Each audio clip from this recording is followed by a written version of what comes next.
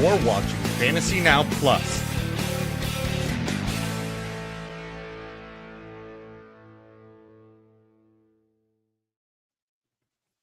What is up, everybody? Happy Sunday.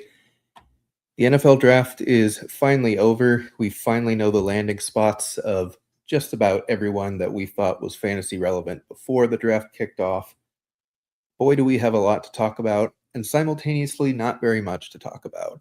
And that's kind of really what we want to focus on today, because there's a lot of noise, there's a lot of names that we need to parse through, and there's a lot of situations that are going to be incredibly murky that could produce multiple fantasy relevant players or no fantasy relevant players.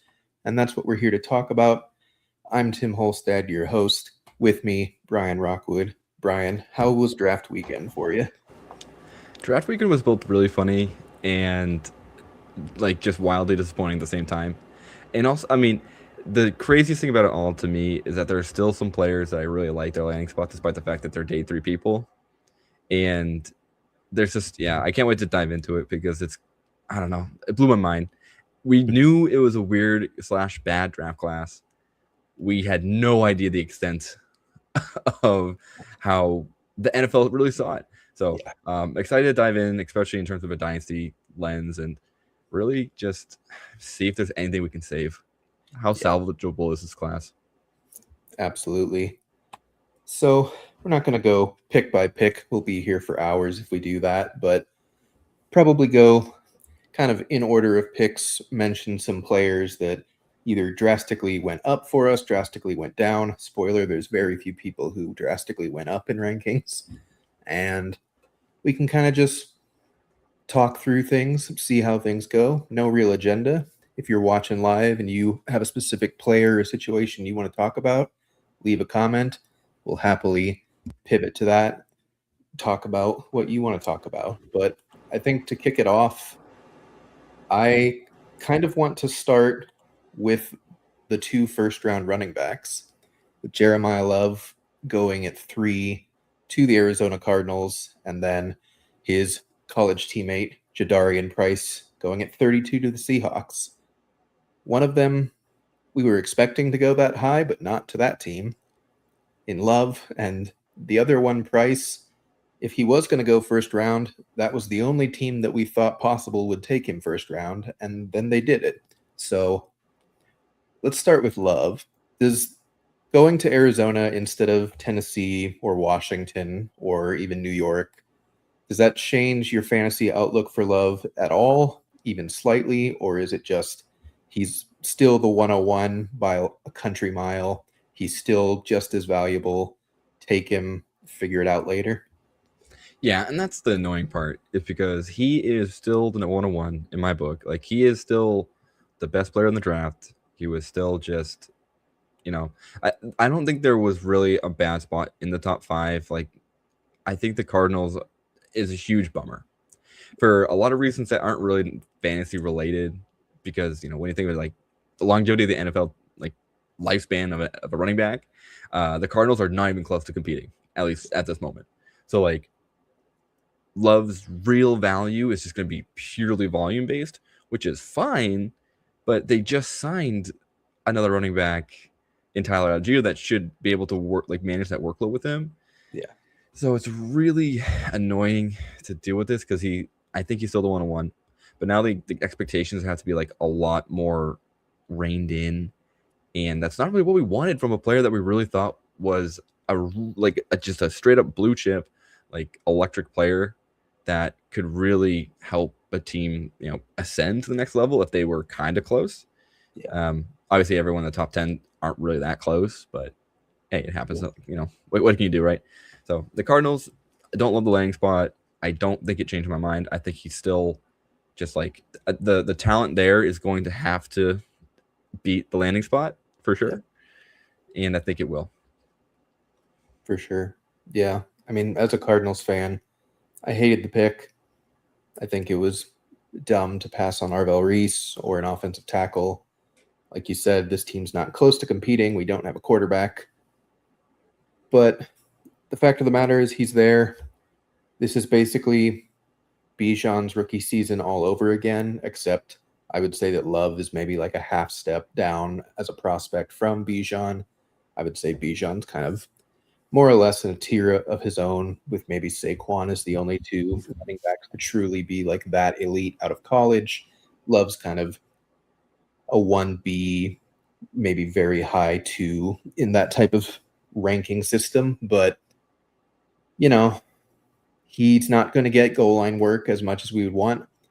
He's probably not going to get as much pass catching as we'll want because they have 4 usable running backs in their room right now.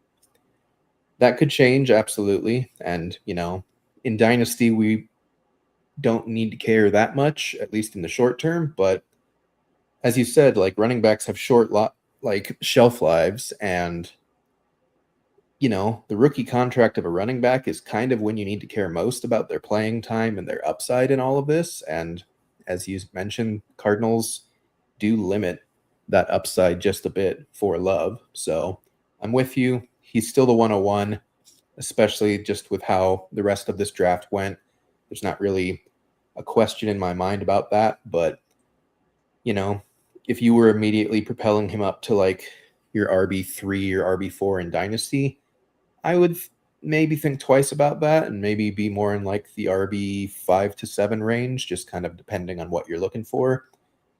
It's not ever going to be, at least not in the short term, it's not going to be a workhorse role, and time will tell if it's even a good offense or not. So it's kind of unfortunately very Ashton Genty-ish of just, Here's my thought.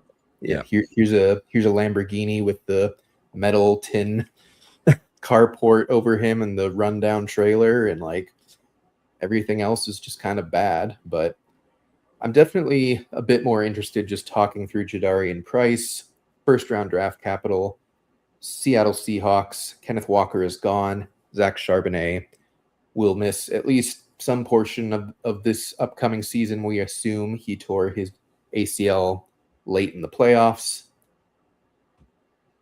Is he just automatically the 106? Is he higher than the 106 in Superflex, mind you? Because in 1 QB, woof.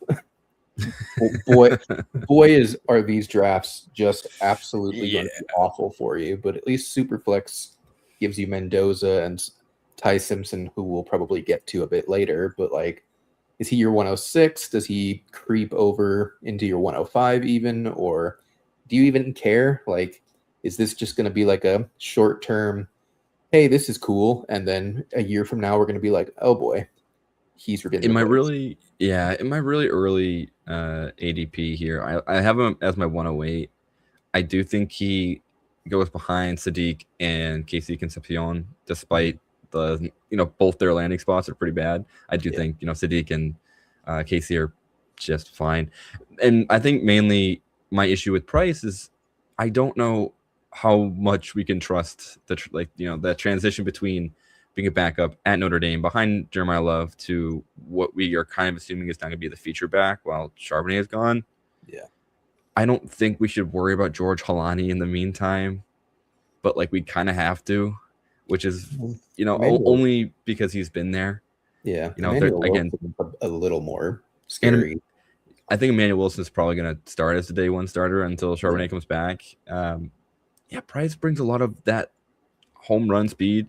Like, he's not Trevion Henderson, don't get me wrong, and I didn't make myself clippable, so we'll never hear me say it was the same person. But he kind of has that same, I guess I'll call it like profile, where we're, as a fantasy manager, if we're picking Jadarian Price, we're hoping that we get long, home run touchdowns, because we don't really know if he's going to get the kind of like 20 carry, workload that we hope when we draft someone in the 106, 108 range. Yeah, I don't think that's really where he's going to live, which is a bummer. Yeah, because he could be cool.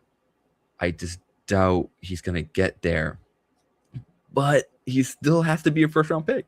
He still has to go in the first.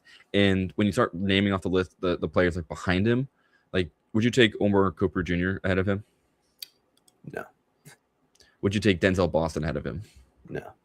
Eli Stowers? No. So now, and that was, those are the kind of the guys with good capital, right? Yeah. And then we start thinking about, Antonio Williams. I don't think so. No shot. Zachariah Branch. Those are day 2 guys. Yeah. Yeah. So I'm jumping the gun a bit too, because you start thinking about, wow, that list is short of relevant fantasy players that would go in the first round ahead of Jadarian Price.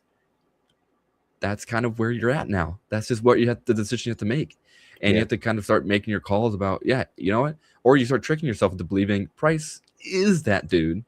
He was just only hindered by the fact that he was playing behind Jeremiyah Love. And I don't know. I feel like a lot of managers are going to be able to do that to themselves. I feel like a lot of people are going to be sitting there at the 107, 108, even the 105. I'm sure there's some people out there that are like, I don't like the Mekhi Lemon like landing spot. I don't like Jordan Tyson's landing spot. Price is going to get immediate touches. Like, I think that's silly, but I do think there's going to be a conversation around, like, how high does Price go? Yeah. Yeah. And, he's basically the new version of the meme of like, Mom, I want Kenneth Walker. We have Kenneth Walker at home, and it's Jadarian Price now. Like 100%. Explosive, big play speed. We think he didn't really show it at the combine, but he's definitely one of those players where it's like his tape speed is a lot better than his testing speed was for me anyways. But, he's not going to catch passes, we think. Like, he didn't do it in college. And Seattle's going to use some type of committee pretty much exclusively, at least again, we think, because their offensive guru's gone. And to be honest, I still don't believe in Sam Darnold. And I know he just won a Super Bowl. Their defense won the Super Bowl. Like, respectfully, Jackson Smith and Jigba won the Super Bowl, and Kenneth Walker won the Super Bowl. Who's gone? Like, this offense is very much primed for major regression, and it wasn't that incredibly spectacular to begin with. So if they're a mid to bottom half offense, like, you're not going to get that much production out of Jadarian Price. And the problem is that that's still probably worth the 106 in this Dynasty class, because we can move on to it now and talk about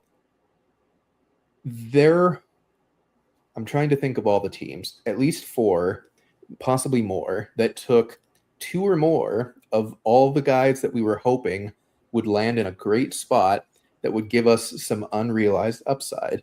We're talking about the Browns that had Casey Concepcion in the first and then went back and took Denzel Boston in the very early second. That sucks. The Jets took Kenyon Sadiq at 16, rip Mason Taylor. Then they came back and took Omar Cooper Jr., traded back up into the first to take him at 30. That sucks, because basically you now have a big slot versus a little slot for a team that doesn't have a quarterback anyways. You've got the Dolphins. Good Lord. They took 3 wide receivers. They took so many wide receivers, man.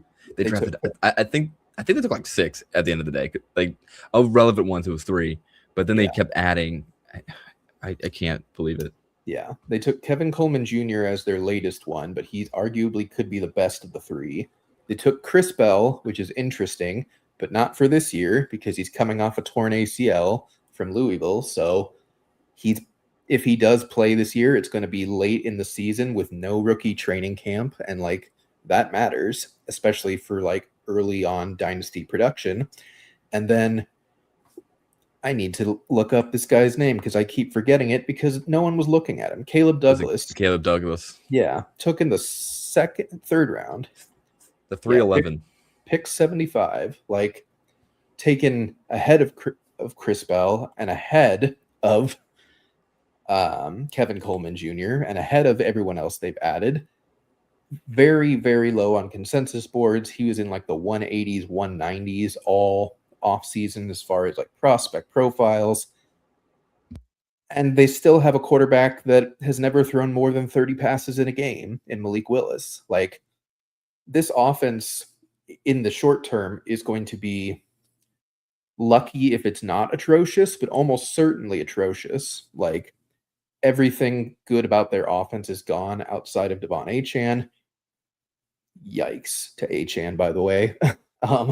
But we now have like 10 of the most mediocre wide receivers imaginable, fighting for 3 spots that don't really matter anyways, because Malik Willis isn't going to throw that many passes per game, and it's going to be a bad offense that doesn't score points. So, like, you can take your shot on any of these 3 Dolphins, but, like, the correct answer is who cares? Like, unless one of them's truly transcendent, which, like, I kind of doubt, but it's not impossible, but it's certainly not something that I'm, like, leaning into trying to find.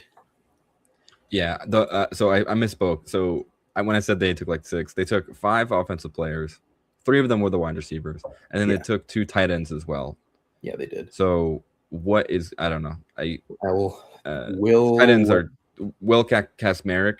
Yeah, he's another Ohio State guy, and then Seydou Toure, I think, is another blocking tight end. Right. Yeah.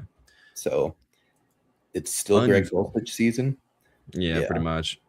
They have they still have the other guy. I don't know. I think that, so there's another tight end that they had. They kind of had some juice to him, but then he got hurt in the preseason. Julian Hill, does that sound familiar? I might be making this up. Yeah, there's definitely a Hill. I don't know. Yeah, I don't remember his name. Clearly a very talented player if I remember his name. Anyway, yeah, I don't know. Like, I'll go back to your point before I go dive into the Dolphins, because, you know, like, as a Patriots fan, I'm pretty locked into a lot of, like, the AFC East guys to make sure, you know, the path is the easiest again, you know, to get to the championship. It is so disappointing to see the amount of, like you said, just like the teams doubling up on position players that we were really excited for fantasy, and they ended up on bad teams. Yeah, like the, you know, Kenyon Sadiq and Omar Cooper Jr., just like tragic. Blocking T, extra strong line. Yeah, that's their only H and hope, right? Is to continue to have the strongest line you can. The 13-14 personnel fever is alive and well, and we saw that. And I think we'll get to that in a moment, because I think we could probably do an entire episode on just the blocking tight end run that happened in this draft. And unbelievable. Anyway, so we have to now start convincing ourselves that the adage that, like, 2 elite wide receivers don't actually take away from their fantasy value. You know, like Higgins, Jamar Chase, like, they're both very good, and they're both within a relative range of, like, success within their ADP and all that. Yep.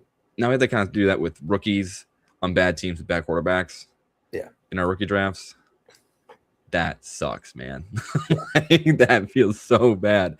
And that doesn't even, you know, and we're not even, like, talking about like Jordan Tyson and then Bryce Lance, obviously 2 very different type of wide receivers, but wide receivers that you kind of hoped, like, oh, if Lance went to somewhere where they really needed a deep threat, like, oh, that'd be sick. That's great. But now he lands on the Saints. So when is he going to see the field between Olave, Tyson? You know, well, he's at least behind the 2 most injury-prone receivers in football, so he at least does have that upside. That is true. You know, someone was saying that about Emmett Johnson as well on Blue Sky. They're like, well, at least behind Ken Walker. So he's going to end up getting a chance anyway. Yeah, and, like, I haven't even brought them up yet, but then the Ravens went and they took a guy that no one really expected in the 2nd round with Jacoby Lane. And then they took the guy that everyone expected in the 2nd round, in the 4th round, with Elijah Surratt. So, like, 2 polarizing prospects with high range outcomes. Once again, on the same team, the low passing volume offense. They're still behind Zay Flowers. They still like Rashad Bateman for reasons unknown. Like, one of them's going to be a starter, almost certainly. I don't know which one. Prospect evaluation. Get to gamble now. Yeah. Like, prospect evaluation says Surratt. Draft capital says Lane. Could be neither. Could be both. Probably not both. This is almost like a do you know ball type of dynasty landscape right now. It basically is, like, You know, you can't take any of the previous markers about prices and landing spots. And, like, do you just think, yeah, I thought this dude was that good in college, I will take him in the 1st round regardless. Like, I keep thinking about this draft as a whole, like, game plan wise. I'm thinking outside of the top 5, I think you just start taking your shot.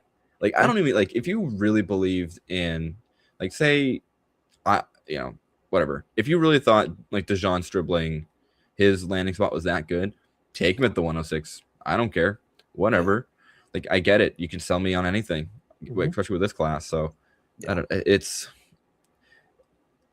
I guess I'm gonna throw a question back to you. Do you think I'm not sure if you've done the research yet. Like, has there been a class like this that has had this many double ups on premier guys?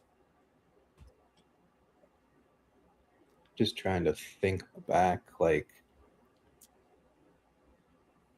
usually it's like one team that just like annoys the crap out of you, but to have 4 just off the top of my head that are like, and they were all prominently like late first, early second rookie dynasty picks, and now they still have to sit there for the most part. Like, we're talking about 2 Browns who were probably going to be your 106 and 108 in Concepcion and Boston. You have Sadiq and Cooper who were in your 106, 107, 108, 109 range. You have 2 Ravens who were like your early second round gems in Surratt and Lane. And then you have 3 Dolphins who none of them were supposed to go that high, really, except for maybe Chris Bell. Now they all have entirely way too much opportunity on an offense you don't want to be investing in. So, like, I think this is just like, as far as I've been playing fantasy football, which is probably, I think, like 12 years at this point, like, this is easily the wildest draft like I can remember from a fantasy perspective. We can kind of get into it as well right now of like every tight end that we were excited about doesn't matter because all of the blocking tight ends went on day 2 and all of the non-blocking tight ends went on day 3. And what sucks is that a lot of them actually got some pretty decent landing spots that like they still could be relatively interesting. Like, Justin Jolly went to the Broncos and he has to compete with the corpse of Evan Ingram. Like, Oscar Delp went to the Saints and his only competition is Juwan Johnson on the last year of his deal. You even have players, kind of down the board. Eli Raridan went to the Patriots. Hunter Henry on the last year of his deal. Tanner Koziel went to the Jags.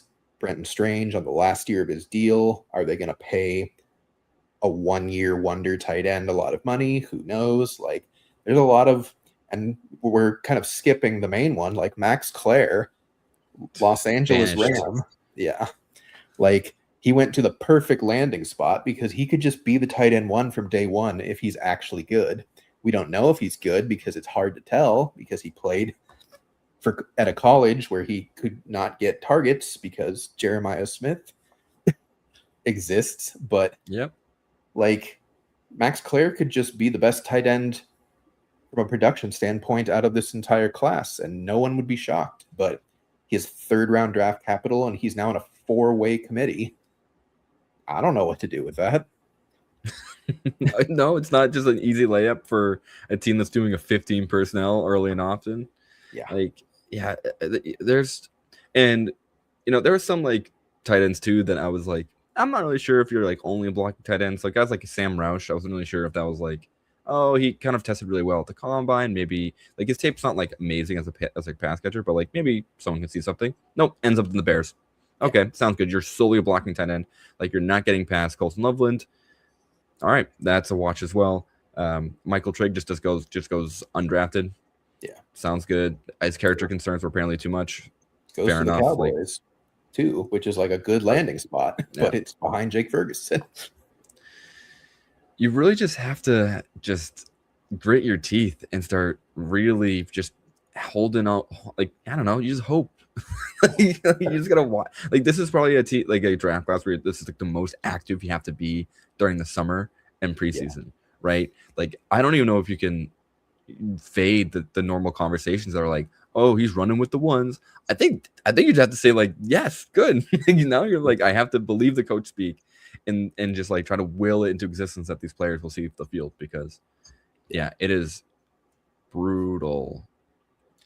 It's brutal, and something that I've brought up on Blue Sky, I really want to talk about the running backs. Yes. Oh my goodness. 1 total on day 2, and it was the 49ers contractually obligated third round doesn't matter running back that they take every year.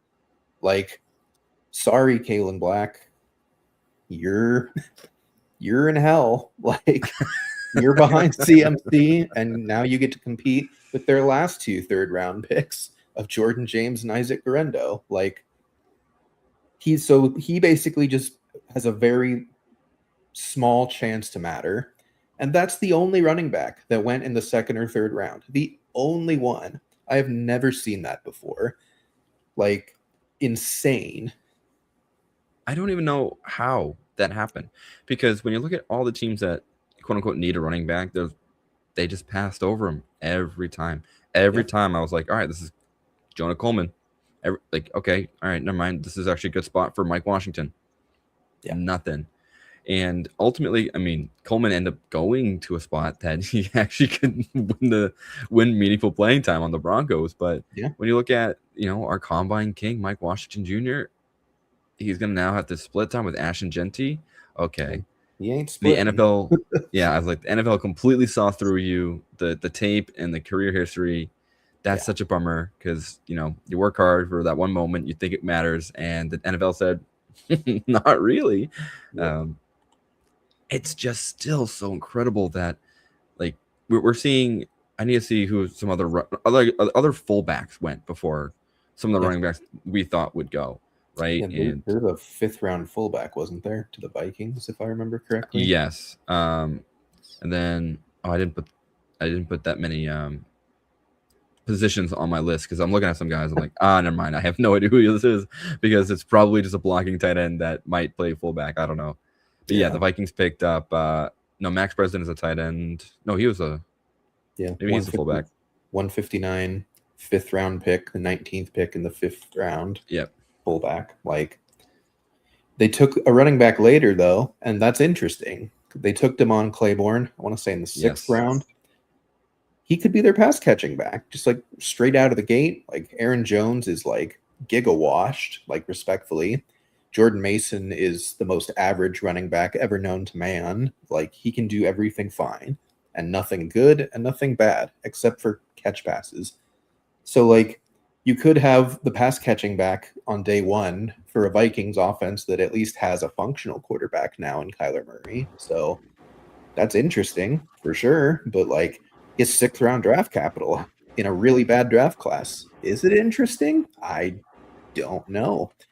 I think that's something else that I really want to stress about this. And again, it's something that I just reposted today on Blue Sky of, like, as a reminder, this draft class we already knew was historically bad coming into it. And then they all went later than we thought. Yeah. That's horrifying. That is not good, folks. Like, outside of the few players that we already knew were good and already knew were going to go high, basically no one overperformed except for prospects who were, like, really bad on tape, and no one was really interested. And then they all went very late, and all these blocking tight ends and all these weird wide receivers that shouldn't have gone early went early. Dejon Stribling, Caleb Douglas. Like, what are we doing? Marlon Klein. Yeah. Am I saying that name right? Yeah. I out loud as like, who is that? And they said Michigan. Okay, that's a real program. Why do I not know this person's name? That's a fun exercise. How many blocking tight ends went on day 2? It really, because it went. Man, it's gonna be a sad number, because you're gonna look at it and you're like, wow, yeah. Sure. Nick Borecker, who went right after Eli Stowers. Yep, 56 to the Jaguars. That doesn't matter. Marlon Klein, 59 to the Texans. That doesn't matter. Now we're into round 3. Let's see here. Sam Roush to the Bears, 69. Yep. That doesn't matter. Then the Dolphins pick. Yeah, Will Kakmarich, or however you say it, Ohio State at 87. That doesn't matter. Eli Raridan's like not the most receivery, but he's a bit more like Max Clare of, like, he can just kind of do everything fine. Yeah, so, I literally just wrote down he's like probably Hunter Henry, just redux, just like younger. Yeah. So yeah, that's 4 blocking tight ends on day 2, and 4 receiving tight ends went on day 2, because you had Stowers, you had Clare, you had Raridan if you count him, and then you had Delp. and that was it. Like, just an insane day 2 was like the wildest day of draft I've ever remembered. Like, I didn't really get sucked into like the Shadur fall from last year because like that was certainly more high drama as it continued. But like just from a watching from a fantasy perspective, just like day 2 just kept marching on. I'm like, there's been no running backs that have gone. There's been no interesting tight ends. There's been no interesting wide receivers. What's going on here? Yeah. There's nothing else you can really say. It was just truly shocking that none of the offensive players that we thought would matter, like, have like retained any of that value that we like from the past. Yep. And now we have to reconcile that, and it's just hard. It's going to be really hard. Like that second round in your rookie draft, truly, it's just whatever goes. Yeah. Don't look at other people's ADP because it's all based on your own noggin. And you like someone will end up picking like Nick Boerker in their draft, because they just don't either that they don't know or they see the draft capital and they say, all right, hey, he's on a good team with the second round pick. Yeah, like he's got to be something, right? And no, he does not have to be anything because he's never done anything. He caught 19 passes. Yep. So tragic. Three mistakes. Let's see. Is this?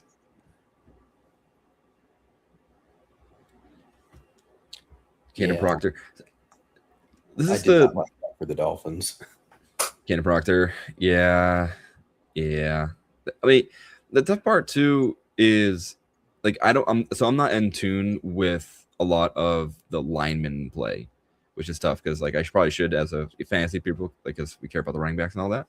So like when people started being scared of Cannon Proctor, I was thinking I don't know, it's just because he's at Bama and Bama wasn't good. No, I think it's injury concern, right? Well, he played at a very high weight. Like he was hovering around 400 pounds in like his early years of playing tackle at Alabama. He got down to about 350-ish for the combine, but he probably still needs to lose another 20 pounds or so for his playing weight. Like, and he's just kind of raw. Like he has traits, and like tackles with traits go high in the NFL draft every single season. And like, that wasn't great, So I think it's just the Dolphins got really cute on a lot of picks, and, we're live streaming on the Fins Talk Sports Network. Like, shout out to them. Like, there is a lot to talk about with this Dolphins draft. Of like, they just they covered the hose with their thumb and sprayed, and we're just like, let's just see what happens. But like, I didn't love the way that they attacked value just at all throughout this draft. If we continue through his 3 mistakes, like, Emmanuel Pregnon was, I think, the 2nd or 3rd ranked guard going into this draft, and he lasted all the way until I want to say the end of the 3rd round is when he finally went. Yeah, it was crazy fall again. Yeah, and I think even if they had decided to go Chris Bell with their first wide receiver pick, and then Coleman, and then taking Douglas where they took Coleman, like, it probably would be easier to stomach. But like Caleb Douglas in the 2nd round, like, this guy was nowhere near the top of consensus boards. A true just who? Yeah. At Texas Tech. So I mean, I wish him the best, but man, I do not know what that was about. What the front office was thinking. Yeah, and they all have opportunity. Like, they have no starters. Like, their starters are Jalen Tolbert and Tutu Atwell. Like, if any of these rookie receivers with a pulse can show anything, they're going to start, because the Dolphins are obviously just like giga tanking. Like, they have no interest in winning football games this year. They don't have the talent to do so, even if they were interested in it, to be honest with you. I don't know why they're holding on to Achane, but that's a different topic for a different day. And like something. Wait till the 5th-year option. Yep. Know. So I think something that I am interested in now is how you are evaluating Ty Simpson. He goes 13, way higher than we were expecting. He goes to the Rams, not who we were expecting him to go to. And he's certainly not going to play a single snap until Matthew Stafford no longer plays in the NFL. How long from now that will be? None of us know. What are you doing with Simpson, especially in Superflex? So this is the worst part because you think about the other players that have kind of taken the same spot, right? So say Patrick Mahomes, he gets drafted early. He's behind Alex Smith. He waits a year. Towards the end of the season, he gets some reps and then he becomes a starter. Awesome. Patrick Mahomes was like a wildly successful, I should say, maybe not like through wins and losses, but like crazy productive quarterback throughout college. Like, and you saw it at Texas Tech, and you saw him put up 500 yards kind of regularly. Maybe not regularly, but you get what I'm saying. He has shown a lot more than Ty Simpson has. And then you think about like Jordan Love with Aaron Rodgers, same thing. Kind of like higher draft capital, sits behind someone very good. Wait a little bit, all right, but now it's good. I don't think Ty Simpson's the same skill level of them at all. He's had one season of full play. We've seen him play 15 games, and this is just purely like I think I can build him as a QB. So now you're relying on the ability of McVay to stick around and actually help, make this player into a real player, and then you're also like are asked to devote a first-round rookie draft to this person in your dynasty leagues, and that's crazy to me because I don't think he's that talented of a player to begin with. So maybe I'm too harsh on Ty Simpson. There's still a lot to like. Like, if you really like the classic, like pocket passer, really accurate, he has the arm to make all the throws, but he also like just turns his noggin off a lot and just like makes what happened throws. Yeah. I think for fantasy, you're really going to have to like hope he can turn into some sort of scrambling type quarterback, and get some more points off the ground, because otherwise he's got to throw for like 250 and 2 a game, and that's like QB 25. That seems tough to me. I guess that in Superflex that's worth it. There's value there. I would just wait and see if he falls to the second round. And I mean, someone else is going to pick him. I'd rather start taking shots on wideouts because man, that's brutal. Yeah, I will say like I don't think very highly of him as a prospect. Like, he has less than a full season of starts under his belt in college, but he does fit the McVay scheme pretty well, just as far as the skill set that he does have. Unfortunately, Sean McVay didn't agree, because boy, was he unhappy that they picked him, both visibly and audibly and all of that. But he's going to hold value in the same way that Jordan Love held value until he became the starter.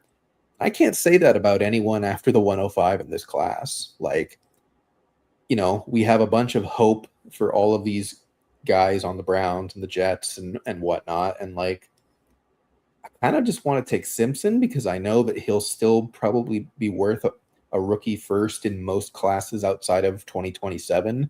But even then, you might be able to get a 27 first out of him in 12 months from now. Like, I don't want to take Simpson after 105 simply because I know that he's not going to become a third round pick or anything like that. Like, he's not going to be like that was a dead pick. He's at least going to hold value for a year. The unknown is a very powerful way to keep your value. It's why someone like Trey Harris from last year's class, like, he's still relatively valuable, even though he didn't produce because he didn't really play, because Keenan Allen just kind of put him on the bench, which you would think is bad, but because we haven't seen him play that much, like, if you compare him to like any other second round pick from that class, pretty much, like, he's got more value just straight up. So yeah, I do like the mystery of Ty Simpson as a way to stay relatively liquid without having to actually like commit to an actual player eval, because good luck in this class, like truly good luck. And I think that's kind of the theme of this stream, and what we really want to like stress is just, like you said, it's all player evals at this point. We have almost no indicators on what teams think about these guys, except that they kind of are just lower on all of them in general. And I don't know what to do in Dynasty right now with like the obvious solution is to trade out, but everyone's going to be trying to do that. So you're not going to be able to do that outside of like maybe you get lucky and you're the first one there, or you throw enough sweeteners in that it's really worth it. And I might do that, to be honest. Like if I have the 107 in this draft and, I have a mid wide receiver 3 type player, like a Quentin Johnston or anything of that nature, like someone who's like valuable but not like really valuable, like I'm getting out of this draft as many times as I can for as many 2027 picks or proven actual players that have already done it as I can. Yeah. Like what really like you're trying to do, right, especially with value, is like everyone's trying to get out. So like in theory you can try to get in at really cheap, but I don't know. That one, it's gonna go by like league by league. You gotta get the other sentiment of other people to be like, all right, I really want out of the 105. What can I trade for it? And you can try to like be like, I don't know, my 2022nd. Like maybe you could start finagling something like that. It's gonna be very tough. But I completely agree. Like it's just a weird spot since everyone's all in agreement about the strength of this class. So it's tough. Yeah. And going back to a couple of comments here, Simpson's the perfect Sean McVay type quarterback. Yeah, for sure. Like and that's kind of the selling point, right? Especially if you're trying to either hold on to Ty Simpson, gain value, like just believe that McVay will turn him into a perennial starter, and then either keep him or sell him. I think that's kind of, Tim, that was definitely what you're alluding to. It's like it could be anything. It could even be Matt Stafford. Yeah. What an unusual and intriguing draft. Yeah, man. You can't really say anything else other than this is just a thinker's draft. Yeah. You have to really theory craft and game plan all up and down this draft board because it's nuts. Yep. Tim Brian question: are there fantasy football websites that allow you to choose a few players instead of a whole team? And would Jacob Rodriguez be a good pick? So I'm not 100% sure what those leagues are previously in terms of picking whole teams. I don't know if, Tim, you're familiar. Since most leagues I play, it's, you take an individual player. Yeah. So like almost all fantasy websites let you do that. Would Jacob Rodriguez be a good pick in IDP? Probably. He's probably not going to play much year one, if I had to guess. Just linebackers, one of their only positions that have any kind of depth to it, but they're also veterans on short deals, so he's a good long-term pick for them, and that's probably why they took him. So,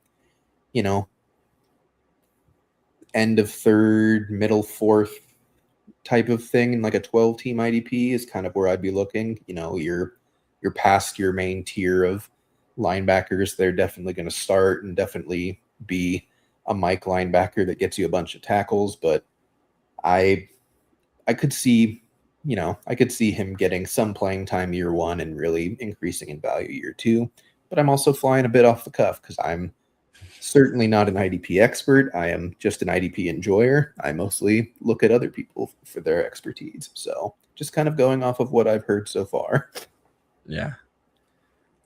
In Superflex, I have the 1-1, the 1-3, 1-4, 1-6, 1-10, 1-11. What? Well, I sure hope this class is good, because if that's the case, you have a lot of firepower. I'm taking 1-6, 1-10, and 1-11, and I'm just shooting for 2027 firsts. Yeah. Yeah. Give me a wide receiver 3. Give me 2027 firsts.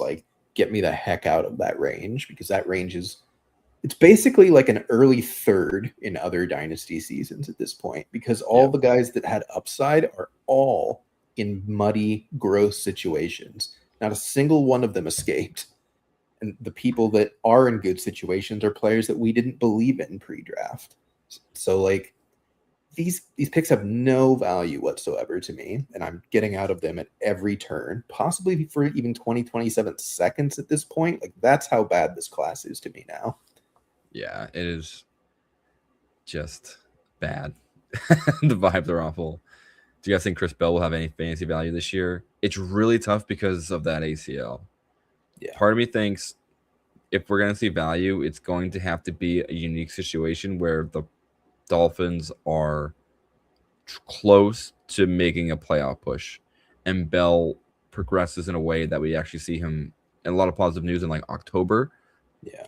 So like if he ends up playing like in November, then we might see some value. Might see some like late season, huge uptake of, all right, we really needed this X type of receiver.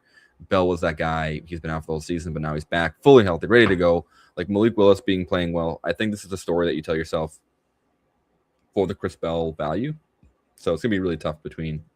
It's just up to the injury. We just have to know what happens in the preseason and the regular season with Chris. Yep. We're first name basis, obviously. I can call him Chris. Well, you can't say Bell because there's another Bell in this draft class who also got a terrible. It's an okay landing spot for Scott. I think the spot is fine. It's just a weird. You kind of have to pretend he's not just Khalil Shakir number 2. Yeah. What are your thoughts on price 102? I don't know about that one. No. I don't know about that think, one. Yeah. my true honest thoughts are I do not think price at 102 is the best pick because Tyson Tate and Lemon still have great landing spots. Like they all, to me, I think they're just better football players and better in their position. So that way, like, if you don't like Mendoza at 102, I would happily take Tate or Tyson for him. Like Mekhi Lemon, I think he's going to do great things on the Eagles, so I would take him before Price. And then I think you can start making that call between 105, 106. I think that's when you can do that. So if you hit rate bigs to differ, maybe. I mean, like I hit rate, is this in terms of the wideouts you're saying? Yeah. We'll come to that class. But like, I don't know. I just think personally, Price doesn't have the talent to be worthy of a 102. Yeah. And again, this is April 26th. Yeah. It's very much something that can change towards the end of the year. But yeah. And if you're sold on Price having the second most upside in this class, trade back because very few people are going to agree with that. And that's not to say you're wrong or that we're wrong. It's simply if you have a different evaluation and you can squeeze extra value out of that, you should do it. You can get back to the 104, 105, even in a 1 QB league. Like, I do think that, like, that's pertinent. Even I wouldn't trade for extra capital in this class if I can help it, because that's probably not going to matter. But if you can get some type of plus on top of it, like, I'd say that's worth it if you definitely believe in Price. Like, I don't think he's that good. I really don't. Like, I think he's fine. It feels Clyde Edwards-Helaire-ish to me, and like that wasn't very good. And, yes, he was stuck behind like Jeremiyah Love for sure, but if you're good, you get on the field in college. Like Quinshon Judkins and Trevion Henderson both got on the field for Ohio State. Like it was not a here's one and here's a very distant two, but we also kind of like him. And that's more so what Notre Dame did. It feels more like Roschon Johnson to me than it does like Trevion and Judkins. It feels more like, hey, Bijan's just like very clearly the best player here. Roschon's kind of fun too, but he became nothing in the NFL, unfortunately. Like, I forget he's even on the Bears most weeks because he got replaced by a 6th-round pick last year. So Price is fine. He's not my 102. He's not in my top 5.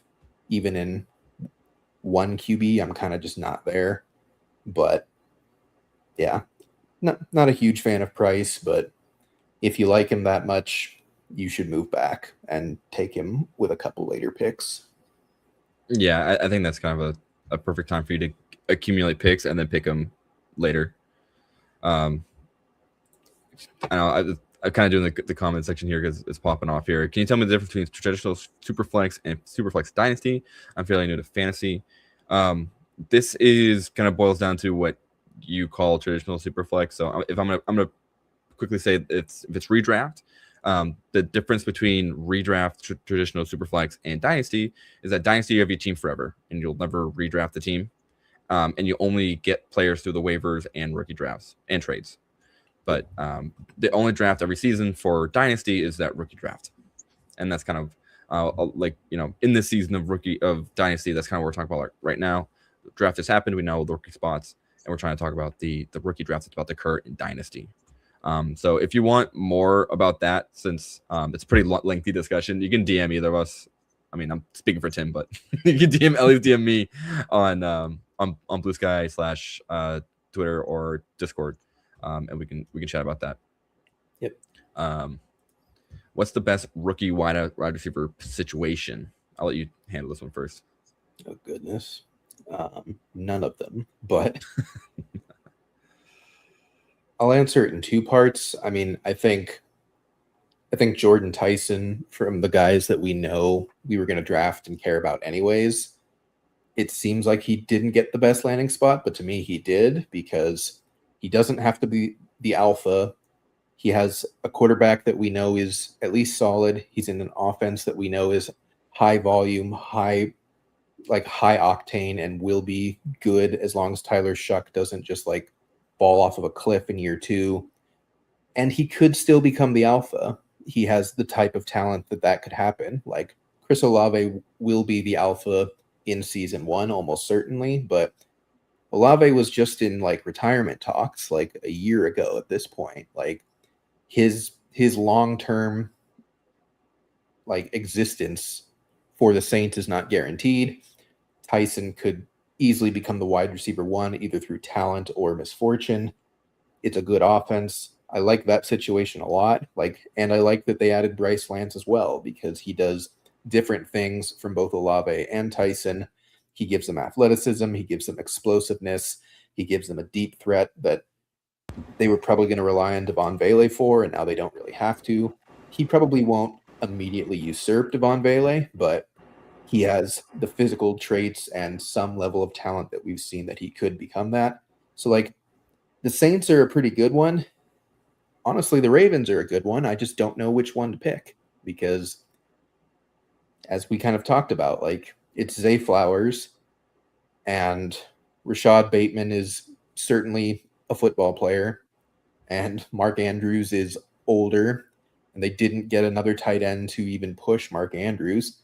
So, like, there's room for a wide receiver 2, wide receiver 3 in Baltimore.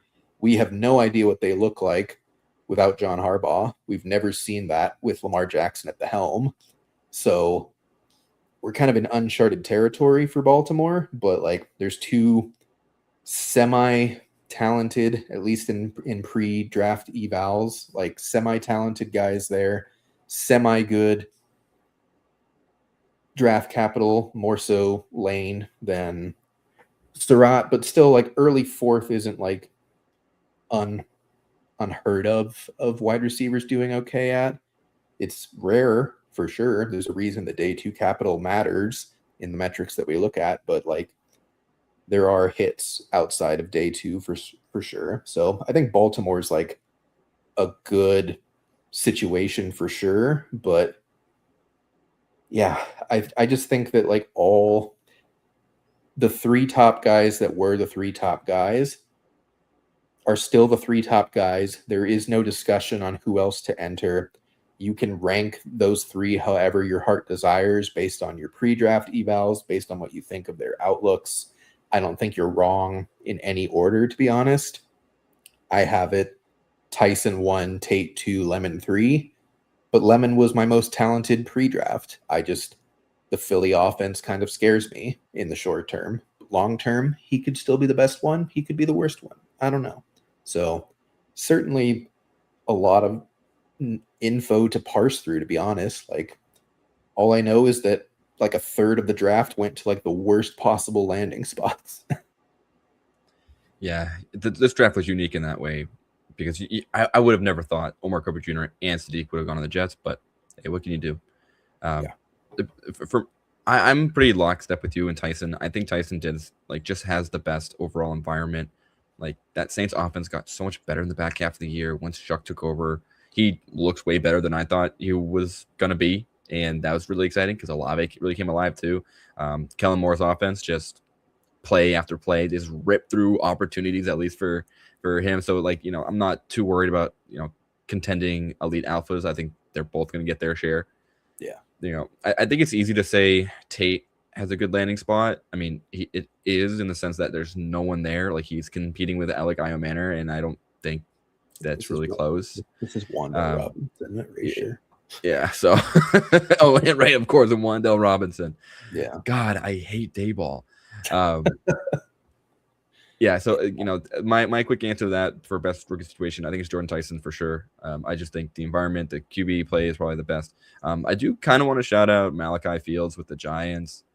Weird to say that it's a good spot, but they kind of need a taller dude and like a more 50-50 type dude with Jackson Dart, and like, you know, Malik Neighbors coming back to be on the side of the field. I think we're going to see more of Malachi Fields than I even want to see, because I don't think he's that good. But, you know, NFL does. He went day 2. So, you know, we'll see. That's to say that we trust the Giants' prospect evaluation process, which respectfully, I do not. So, not awesome. Yeah. Shout out Jalen Hyatt. Yeah. Who is the best wide receiver? I think we both came out of the process liking Mekhi Lemon the most. Yeah. Jordan Tyson for me is very close. I think if you look at it just based on pure NFL like talent, it's hard to say not Carnell Tate, because he kind of does everything, and he's probably like the safest one. I think. I know. I mean, even that apparently is a little divisive. But, you know, the way Tyson moved and the way Mekhi Lemon moved seemed so much more like elite wide receiver-y to me. Whereas like Carnell Tate really just felt like, oh, I am a perennial wide receiver 2 on every team. Like, I will be there. I will catch every ball that's thrown to me. I will have like 4 touchdowns a year. Yeah. But, you know, whatever. But so for me, it was, I think it's kind of turned into Jordan Tyson, but it was Mekhi Lemon for the longest time.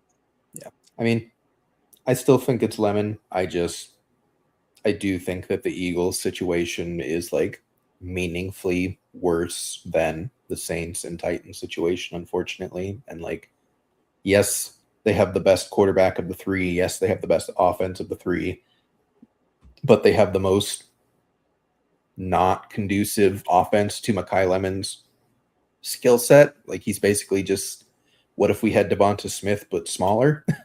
And now they do. Now they have both of them. And like, we're all assuming that AJ Brown is getting traded. Like, that's the operational theory, but he might not. And We'll see. Like, are they really going to run up 2 wide receiver sets with 6 foot tall, 175 pound Devonta Smith and 5'11", 180 pound Mekhi Lemon? Like, I kind of doubt that. They need someone large, especially with how much they run. Like, it's probably going to be Dontavian Wicks as their. I was gonna say that's why they bring in Wicks. Or and like, it can't be Stowers because he can't block, so it doesn't matter that he's big. So like, I don't even know what their 2 wide receiver set is going to look like, but I don't think it's going to include Lemon, to be honest. Probably not. Feels as that a block, yeah. I mean, the dude's gigantic. He's probably just gonna be helping out there, just getting this Cam Scatterboo train going. Like the worst separator I've ever evaluated on film, which like, you know, isn't great for a wide receiver. Like, we're talking about like JJ Arcega-Whiteside levels of separation to me. Yeah, baby. You know, current tight end. Like, it would not shock me if he couldn't beat out Darius Slayton this year. Like, not one bit would I be surprised if Darius Slayton was just the wide receiver 2 and they just wasted the pick on Fields, unfortunately. But it also wouldn't shock me if the reverse was true and he actually is okay. You never know. And especially with like the Giants and, you know, Harbaugh there now, who knows? I know he's not like an offensive genius, but he knows how to run a tight ship. So maybe he'll fix some things. Who's to say? What's up, Jamie? What up? Thanks for tuning in. So basically, fantasy football rookies probably won't help with fantasy this year. It's a very, very small group in redraft. It's gonna be like, really, and then I will say there's gonna be someone that we're not even talking about. Yeah, like there always is. There will be someone that pops out of nowhere and will surprise us all. Puka Nakuas are always around. I mean, they're very few and far between, but you know, with every passing year, there's going to be a new player that we missed, and they're just a demon. Yeah. Well, and there's so many that are all on the same team. Like, we're not going to be able to draft almost any of these guys. In like almost all of them are going to have to be early season, mid season waiver pickups because someone has finally separated. And like you could get lucky and guess, but like you're probably not going to be able to guess, which we'll talk about tomorrow when we do our first best ball stream of the official 2026 NFL season, which will be kicking off at 9 Eastern. It'll be both of us back doing some best ball and underdog.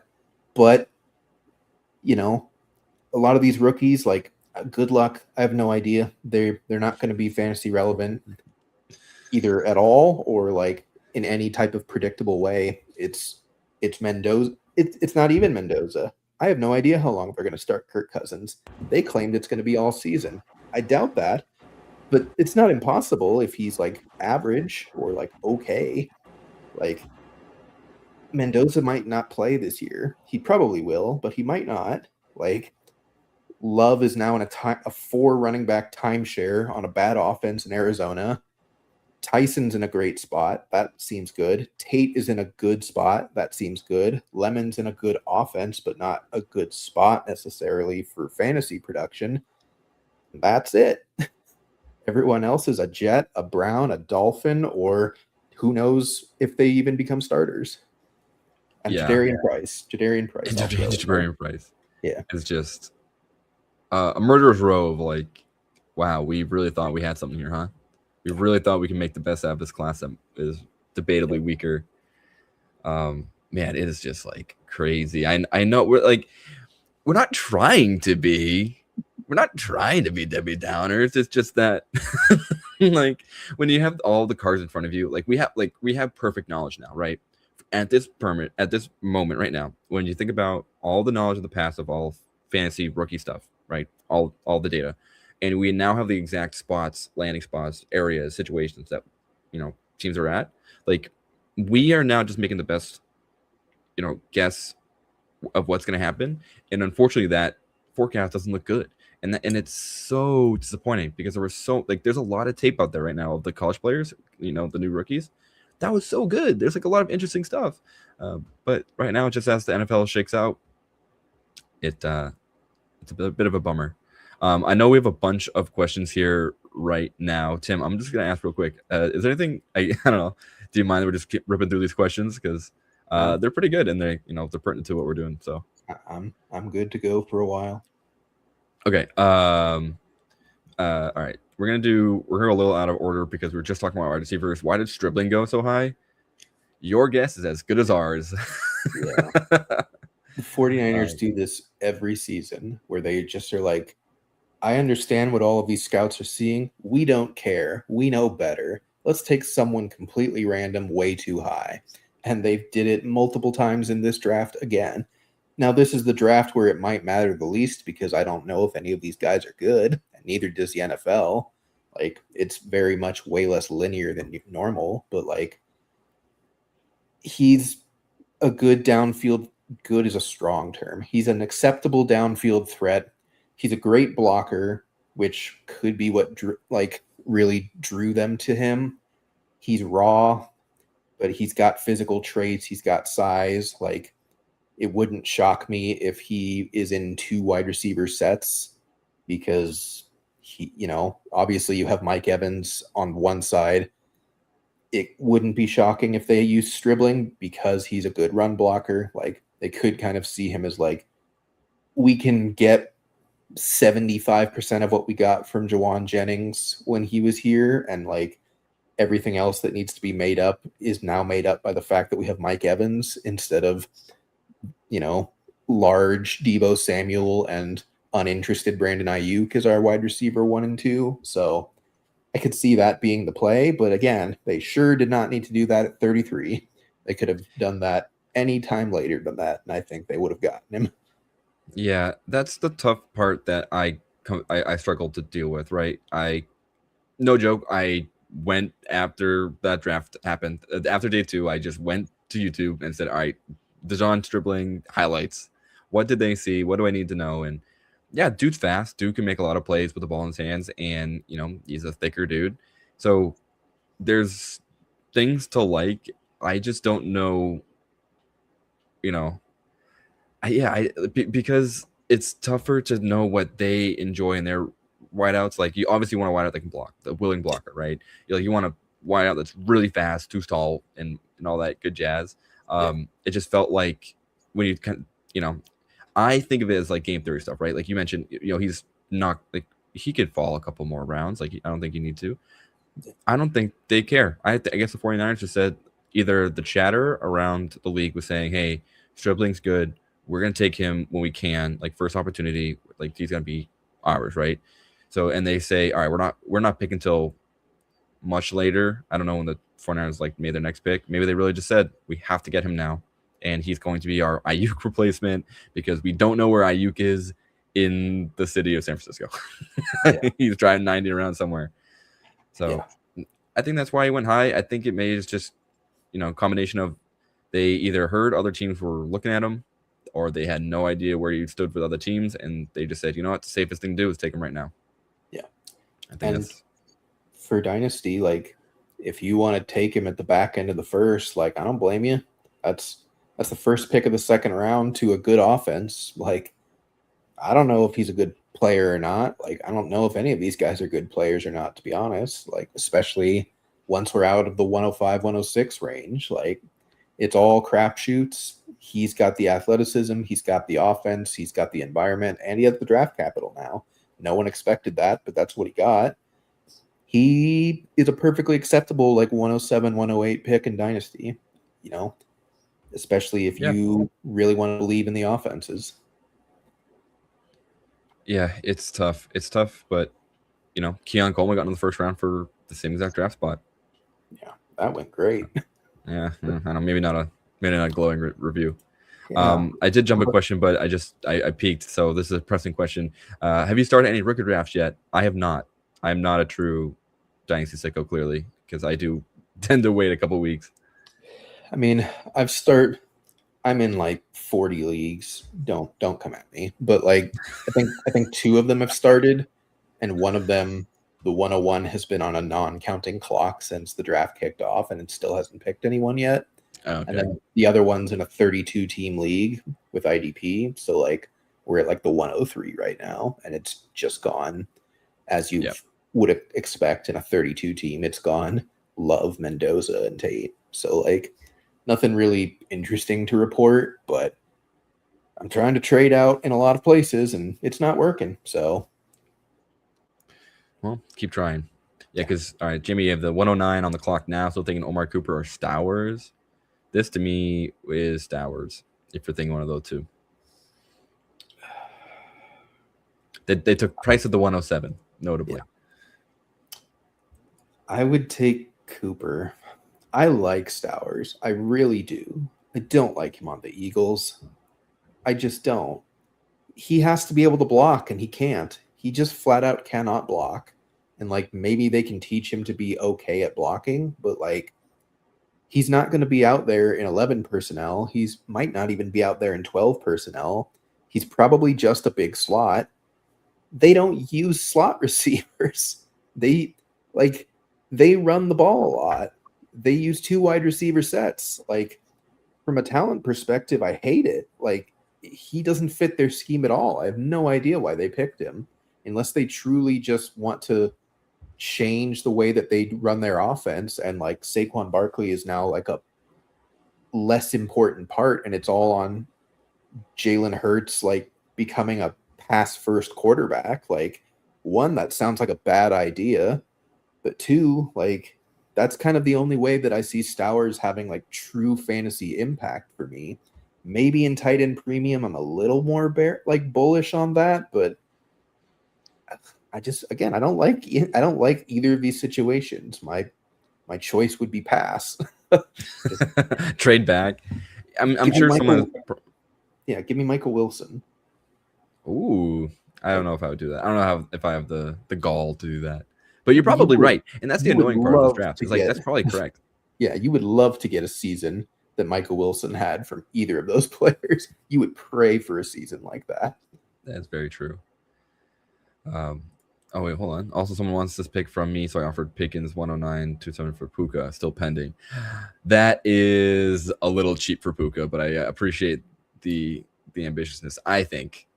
I mean, yes, but like if you're going to aim cheap at Puka, now's the time while he's in quote unquote rehab / therapy and is like currently driving his version of the clown car around. Like, it's worth a shot, but probably not. But I would do Pickens 109.207 for Drake London, maybe Nico Collins. Oh, like maybe not for Nico. Like AJ Brown, maybe only because he's older. That one's scary because he's going to go to the Patriots. But Pickens could just be better than AJ Brown from a dynasty perspective. To be honest, like again, I could probably do a whole show on KTC and trade calculators and all that. I'm not really for them. I know I'm in a league that like everyone just sends a screenshot over and it just says this is fair. And then if I veer anything different, they like yell at me. So, maybe I'm biased, but yeah, it never hurts. Like it does. Like certainly there's a world where someone's really interested in Pickens and the addition of like Omar Cooper Jr. where they're like, yeah, I'll get two good wideouts for Puka, who I don't know what's going to happen. And they, and the Rams are in this weird, like we're kind of competing, but we need to figure out our future phase. So yeah, I get it. Is there an all rookie fantasy football game league? I think the closest thing would be like, and not a sponsor, but like a fast draft rookie only lobby. Yeah. I believe an actual sponsor, Underdog, has one as well. Yes. They have like a rookie and sophomore specific drafts that they do. Yeah. So they are out there. They're more, they're definitely more niche, more small. But you can find them. They're out there and they're interesting for sure. I'm with you on trade calcs, but people swear by it. It makes sense. I don't know. Like if you don't know, like if you don't if you aren't confident in your own like mental math of like, oh, I think I can get this done, or like if you've been burned by a lot of bad trades, use trade calculators. I think like it is certainly a tool, and a tool is there to help you, and I don't think you should really be wary of that. I personally am just like, I don't know, I just don't like usually the options that are sent to me that like would make it even, because usually it's like a third round pick and I'm like, well, that value is zero to me. Like that's just a scratch ticket. That's a $2 scratch ticket, and I don't really feel like adding that into I don't think that moves the needle for me. Yeah. And like I think there are trade calculators out there that are good. I just don't think KTC is one of them, respectfully, because they're kind of just a data aggregator of just like, all these things have happened. I'm like, cool. None of those are my league. Like right. Every league is different. Every person is different. Like I prefer trade calculators that are just actually built in of like, these players have X value.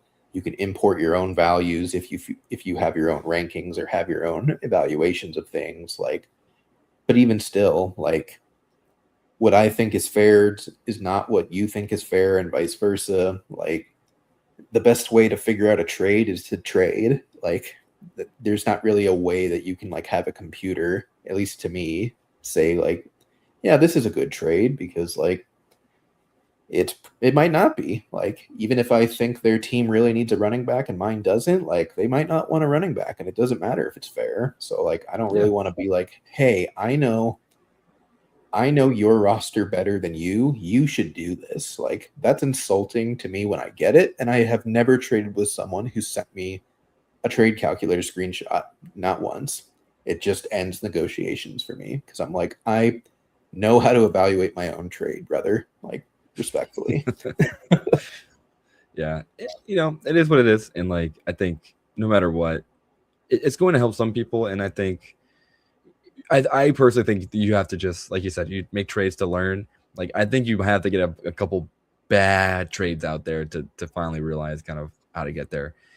I traded DK Metcalf for Cam Akers and like, well, I guess it was Cam Akers, Rashid Shaheed in like a third.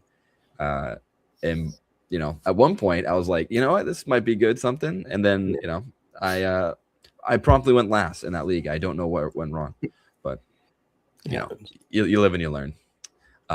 Best tight end rookie situation. This is an interesting one.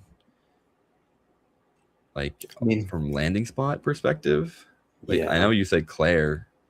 Do you think that's still kind of?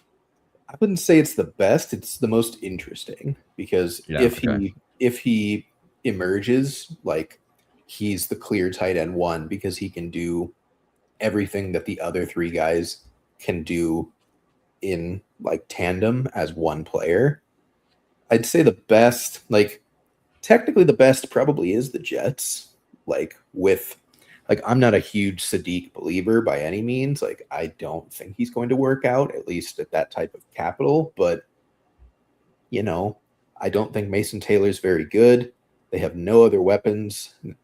Outside of they just added Cooper, but like they have basically no competition for a second option behind Garrett Wilson. They should be getting a good quarterback, or at least a exciting quarterback next year.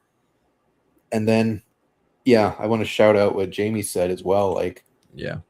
I think Justin Jolly's in a good spot for Denver. Like, it's just Evan Ingram, and I think they brought back whoever their second tight end is. That's like a blocking only tight end. I forget his name. Oh, to be yeah, honest. I know what you're talking about. But like Troutman. Yeah, Adam Troutman. Like, I think Jolly could easily beat out both of them from day one if he's good enough, or if Evan Ingram is washed enough. We don't know. He looked pretty washed last year, to be honest with you. So, but at the same time, he has fourth round draft capital, so it's not like he's guaranteed a job or he's going to get a crack at it. He has to like actually be good enough to earn something with it. But I do think Denver's probably the best landing spot. I would have said Baltimore as well, but they only drafted a blocking tight end, so that just kind of went by the wayside, unfortunately. Yeah. I liked, I guess a little biased. I did like the Raritan landing spot, Eli Raritan for the Patriots. Yeah. Nothing outside of more than Hunter Henry was used a ton. Austin Hooper was used not a ton, but like a non-negligible amount. And Eli Raritan, I think, is a better player than Austin Hooper is last year. Yeah. So that was cool. And then like I personally really, really liked Tanner Koziel's film. So it was annoying that he landed on the Jags because he'll be behind Brenton Strange. So in terms of liking that landing spot, I liked it because I like the Jags offense. I don't like him stuck behind kind of like a pretty good player in Brenton Strange. Yeah. So we'll see how that one shakes out. Yeah, Jolie and Claire, I think, might have the best non-Sadiq options for fantasy relevance. Yeah. This is a doozy. Also, Brian, thank you. Spelling your name correctly. Appreciate that. I have 7 2027 first. What in the world have you been eating to get? All right. That's so many. All right.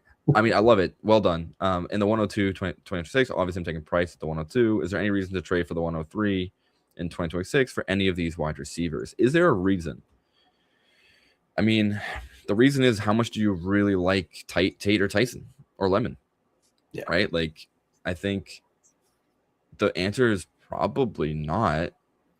Like, I don't know. Not those firsts. I'll say that. If you can Yeah. trade for them for something else that you feel comfortable parting with, then sure. But I wouldn't use any of those 2027 firsts at this point. I completely agree. I don't think, like, you are probably in a rebuilding mode if you have that many 2027 firsts. Yeah. So I don't know what your odds are and how close you are for like to compete this year. So like if you're trading something for like one of the big three wideouts in this class, I don't know. That feels still like not even close enough to compete even next year. I don't know. So part of me says weigh those options. Don't overpay to get the 103. I don't know. I would just like Wade. I'm not strongly pulled from that position to trade for the 103. I think that's well. Yeah. To be honest, like I guess you really need to know your league mates because yes, I know that you're pretty set on Price at the 102 and like that's totally acceptable, but like there's a chance that you could just go trade for the 105 and take one of these wide receivers at the 102, and you pay way less for that 105 or 106 than you do for the 103 and still get the same results, unless you know that your league mates are like absolutely ravenous for running backs and they're just like they want price just as much as you do, then like obviously make that determination yourself for your league. But I think you're going to be able to get price at the 106 basically every time, like 98 out of 100 leagues. Like, unless it's one QB, that changes a lot of things. Unless it's not any PPR, it's a standard league, like that changes a lot of things as well. But like any type of PPR, any type of tight end premium or super flex or anything that's becoming a bit more mainstream these days as far as like differences in leagues, like I don't think you're going to have competition for price at the 102, regardless of whether you believe he's worth it or not. Like for me, I don't think Mendoza is worth taking over any of the top 3 wide receivers, and I just don't.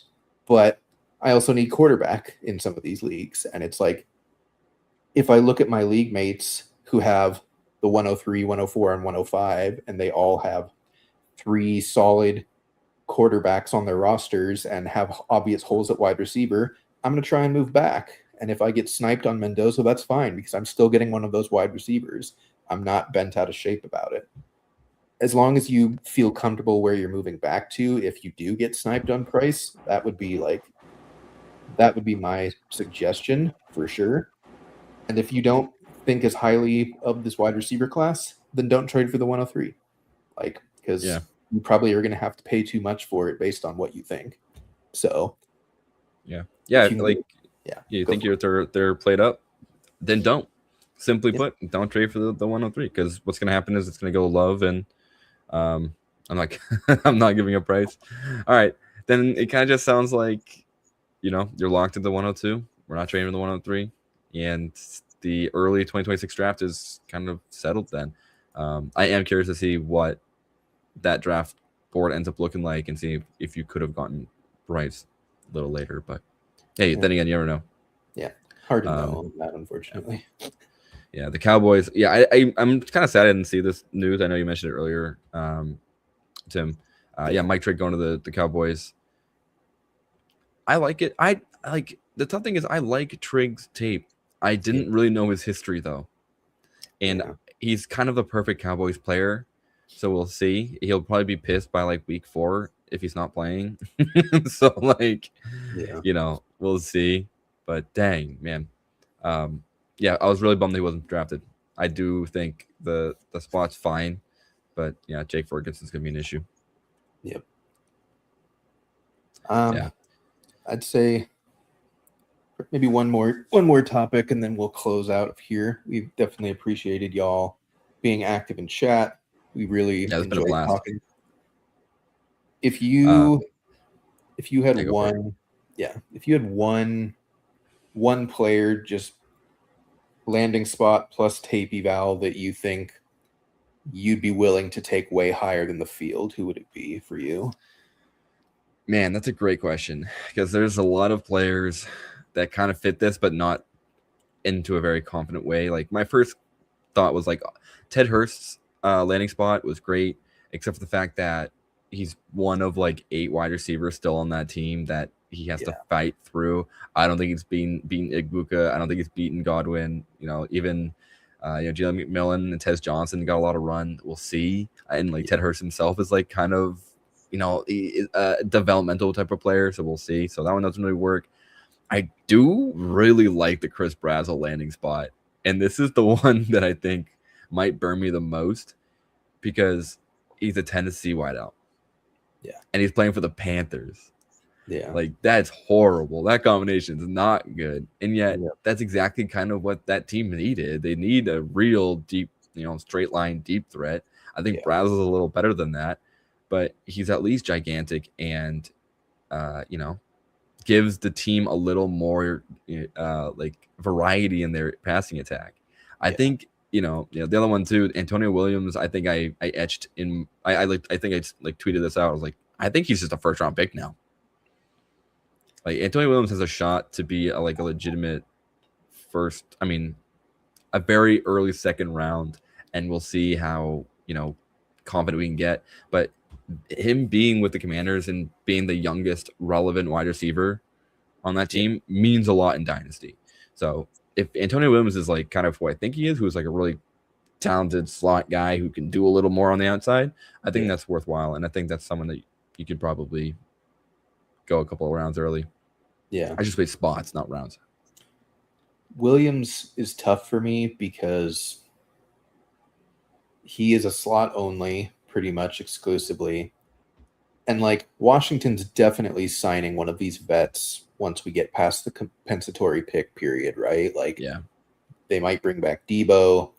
They could be looking at Stephon Diggs. They could be looking at Juwan Jennings. They could still get Brandon Ayuk if 49ers decide to just actually cut him, or they're fine giving up nothing but a 7th or something like that. Like, even like Keenan Allen, if he doesn't retire but doesn't want to go back to the Chargers, like, they just seem primed for at least one of these vet wide receivers. And like, even if they somehow don't, I just don't know. I don't know if he would be in their 2 wide receiver sets. And again, I don't know how much they're going to play in 11 personnel.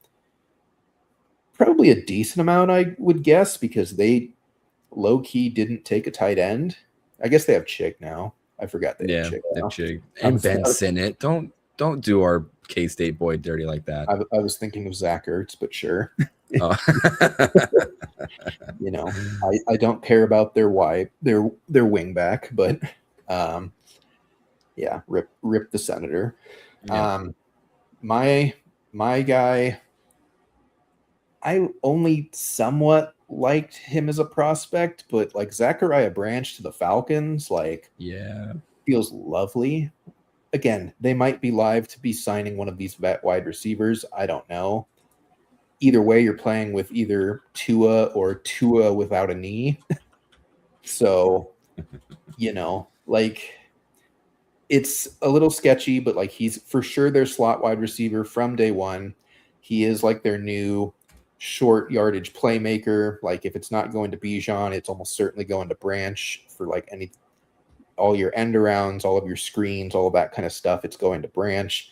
He has talent. He has speed.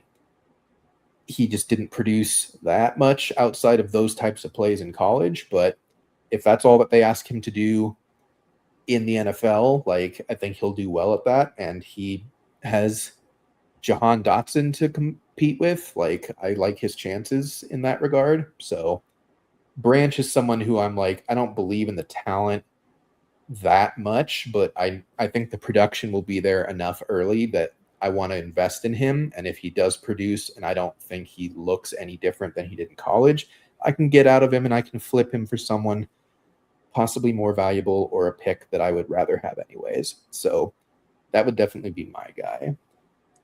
Branch might be little AB. Woo! Woo! Oh my goodness. Maybe he could be. He might be. I don't know if I 100% agree with that. I can see the vision though. I do think Branch had the classic unmeasurable like clutch gene. I can only every time I flipped into Georgia's games and they're like late in the game, it's just Branch being wide open. So maybe. It's not the non-zero chance, right? Yeah. Just click through the thing. I like Hurts to take over those deep balls, red zone targets vacated by Evans. I kind of want Hurts to be like a little thicker. He's still kind of not like a string bean, but he's pretty small.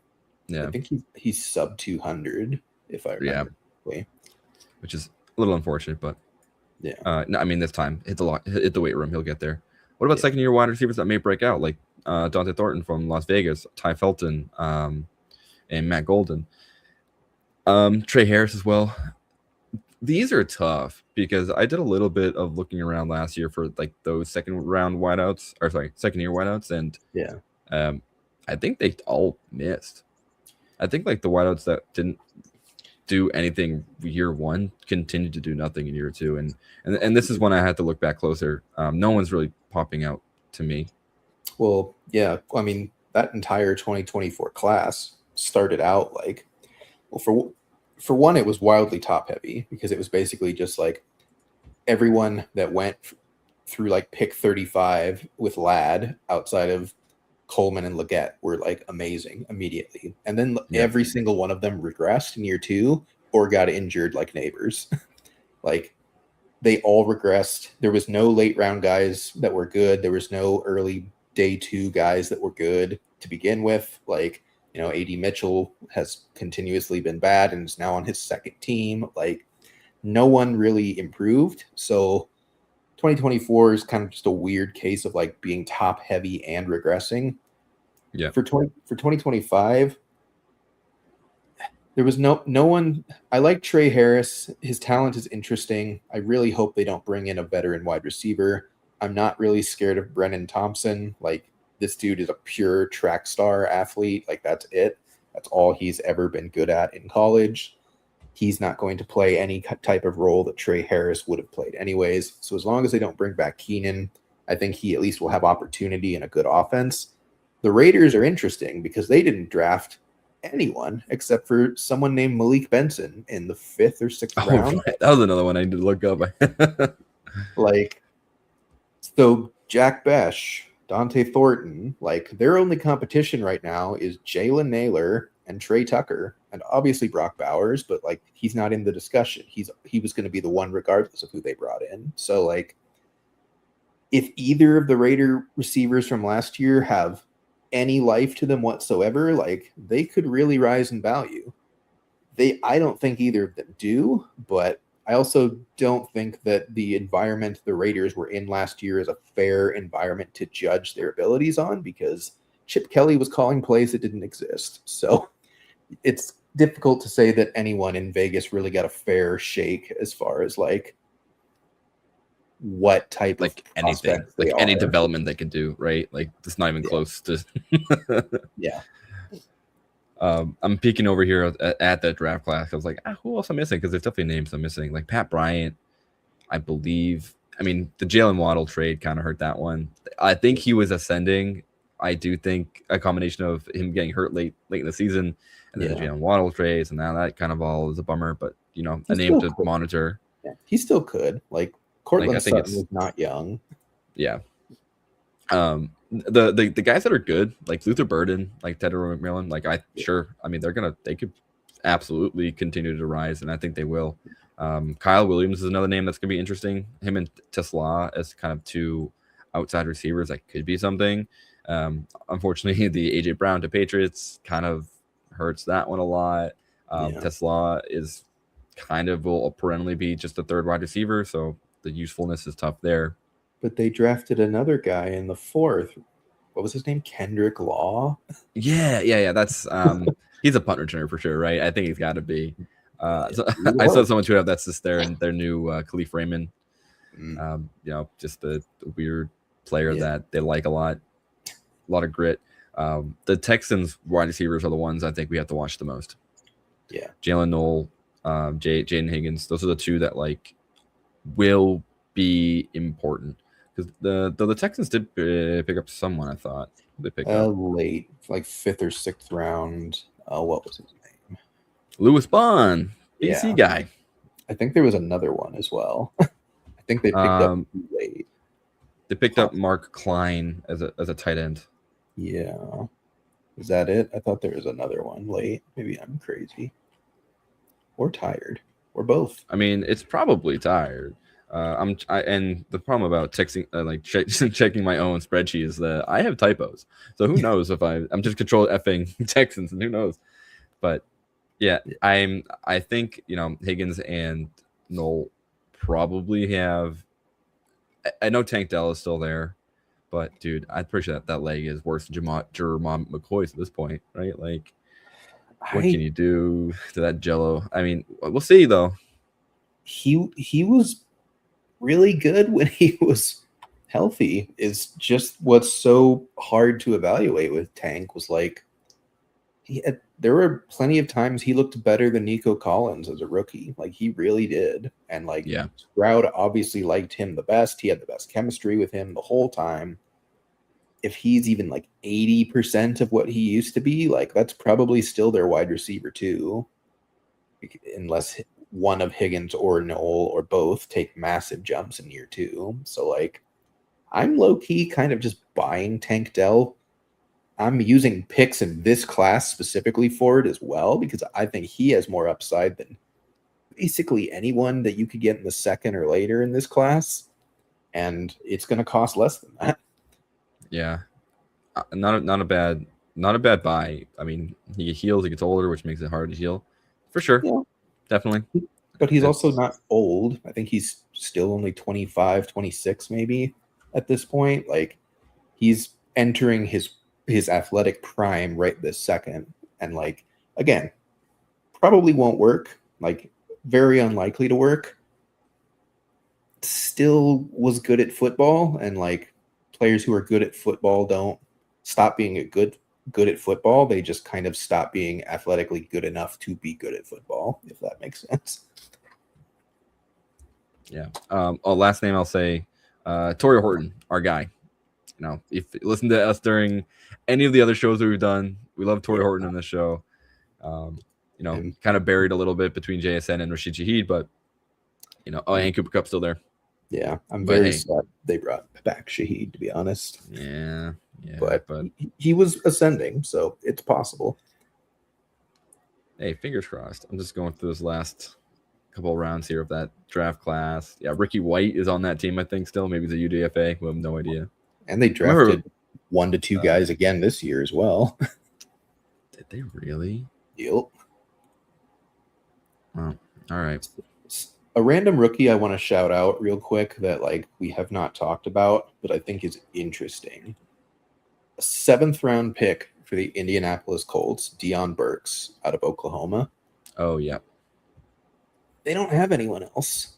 It's Alec Pierce, it's Josh Downs, and then it's Ashton Dulin. Like, and it could just be Ashton Dulin, to be fair, but like Deion Burks, I expected to have like 4th, 5th round draft capital at worst, and like the fact he went like was almost Mr. Irrelevant is kind of nuts. And like pure burner, like sometimes that's all you need in a Shane Steichen offense. It's just like you have one trait and he just exploits the crap out of it. He could get playing time. Will he produce? I don't know, but he could get playing time a lot earlier than other players taken this late, you would think. I couldn't believe it. I couldn't believe he fell to the 7th. And just staring at like the big board, and he was like 86 or something. He was still a top 100 guy or something. Yep. I am shocked about the NFL eval because he wasn't tragically bad. You know, he had not a great season at OU. He was kind of hurt for most of it. And I think John Mateer was questionable at best. And but I don't know. Who's the QB? You know it's going to be my boy Riley Leonard. You kidding me? Lock it in. Riley Leonard's going to roll in the first 3 weeks. They're going to go 2-1, and then we're going to start shouting QB controversy. And then Daniel Jones come back, and it's fine. Because, I mean, but yeah. He's probably coming back week 1, which is not great. That's crazy. That's crazy. Yeah. Oh, thanks, John. Appreciate you. Thanks for tuning in. Yeah, I just think Deion Burks is a track star, but he needs to do. I feel like he needs to do a little more for this team. Undrafted wide receivers that aren't 6'4", ball nowhere. Yeah, and like, the fact that he's a 7th in a good situation is the only reason I'm interested. Like at all. Like we haven't talked about Brennan Thompson because I'm not interested because same type of player as Burks, much better draft capital. Much better offense. Don't care. He's not going to produce. There's too many other guys around him that can do too many other things. He's going to be a gadget player that has like 15 touches for 240 yards and 4 touchdowns. Like, I don't want that for fantasy. But Burks is someone who's flippable if he gets playing time early. Yep. I don't think he will. And like the Colts did it again with running back in the 7th round. They took Seth McGowan as well. Yes. He could be the RB2 day 1. Like, his only competition is DJ Giddens. They don't really like him from what I can tell. They really didn't like using him at all. He was a healthy scratch for most of the season. Like, McGowan could just be the RB2 and like pure handcuff for JT on day one, and could be the goal line back. Like this is a very large man, like 230 something if I remember correctly. Yeah. Like it's unlikely, but like they took a couple 7th round picks where it's like that's interesting. Like probably not gonna mean anything, but it is interesting to look at. But it has our attention. Culturally messed up.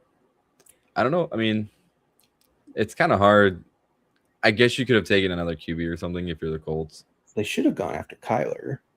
I don't know I mean, why they probably should have gone Kyler. I don't know why they just insta committed to Daniel Jones off an Achilles tear. Like, but also Taylon Green was the perfect one. Just add another same type of QB, just on the board forever. Just that QB room. Anthony Richardson, Taylon Green, Daniel Jones, Riley Leonard. We throw the ball hard, we run a lot, and we don't do anything else. We can't aim or call an offense or move the ball. But Alec Pierce down there somewhere. That's the offense. Yeah. It's unbelievable. Yeah, I know that. I know the Browns got him, and Taylor Green's gonna be the QB1 for the Browns. Like I am like, unfortunately, it started as a joke in my head, and the more I think about it, the more I'm like, he's just the best QB on that roster right now. I don't think that, but I also don't think that it's impossible that he's not either. I just think they're all that bad, and it's just going to be a musical chairs of who sucks the least.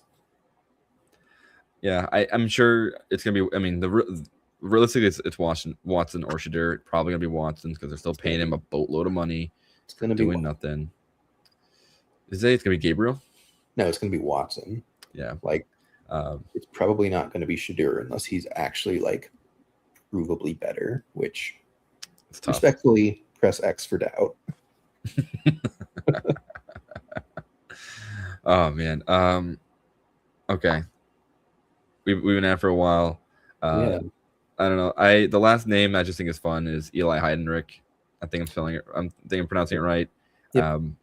He's just a tweener between a wide receiver and a running back. He's probably going to be like some weird running back tight end hybrid. He's on the Steelers. Yeah. I don't know. He just has fun tape. I don't think he's actually going to be anything. But the fact that he was drafted and he had over 900 yards receiving at Navy is pretty nuts. Yeah. So, yeah. Unrelated. Before we get out of here, did you see the story on that defensive tackle the Eagles took in the 7th round? I need to find his name quick. Oh wait, you are? Yeah, you are Bernard. Yeah. Just he makes Myles Garrett's athleticism look average. Like I don't understand how. I gotta pull up the RAS because it is like blindingly green. Yeah, it's not 10 anymore because I think he ran a slow. Did he do 3-cone? Yeah, but like this dude, like he won't work almost certainly. Like he's literally never played a snap of football, but just the athleticism. Like, do you want to share your screen? I want to pull this up. Yeah, so he did an 8-second 3-cone. So that's not quite what we're gonna want there. Where's share screen? There we go.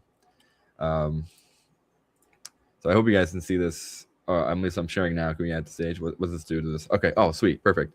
Yeah. So you are Bernard, an absolute monster. 6'4", 306 pounds, runs a 4.63, 10-inch vertical, 10 broad jump, 39-inch vertical, 31 bench. Yeah, this dude is just an athletic freak. Yeah. Was it 8% body fat? Casual, whatever, man. 36-inch arms. 34 is a lot for linemen. Like wrong screen. Hold on. 11-inch hand sizes. Like what in the world is? Dude, there's gonna be some poor 6'2" tackles. Like some tackles be like, what is happening here? Yeah. It might not even matter he's never played football. Yeah. I mean, like he is, from a physical standpoint, he is the only other Myles Garrett on earth. He obviously is not good at football like Myles Garrett, but just physically, like there is some part of the NFL like that somewhat matters. So Yeah, it'll it be is interesting to see if he makes it through camp, if he's a practice squad player. He's just real fun. just perfection, truly. Yeah, so that's our story to follow this training camp. Does UR Bernard get there? Yeah. International player program from Nigeria, hasn't played a single snap. Yep. But it's gonna be fun. Alrighty, folks. We've been at it. Hour 45. Fun. We appreciate all of you guys tuning in and commenting and having a good conversation. This has been us kind of talking about the aftermath of the 2026 NFL draft. If you take away anything from this convo, it's that these rookie picks this year have the worst value of possibly any rookie draft you'll ever be in, past, present, or future. So pick whoever you want, to be honest, because your eval has a good a shot of being correct as anyone else's, because I don't think even the NFL knew what was going on this year. So enjoy your drafts. Feel free to share your draft hauls in our Discord if you haven't joined already. We love talking ball in there, love answering questions, all of that good stuff. That's going to do it for us today. Again, tune in to us tomorrow. We'll be doing our first best ball stream of the year. We have heard from a little birdie that Underdog is going to be launching their 2026 regular season competitions tomorrow. So we will be in those streets, both Brian and I. So we'll be right back there at 9 Eastern tomorrow. In the meantime, we appreciate y'all. Have a great rest of your night. Hopefully work is not the worst for you this week. And we'll catch you guys later. Sounds good. Good night. Thanks for listening. Be sure to like and subscribe wherever you watch or listen to podcasts. We'll be back next week for more ways to win your league.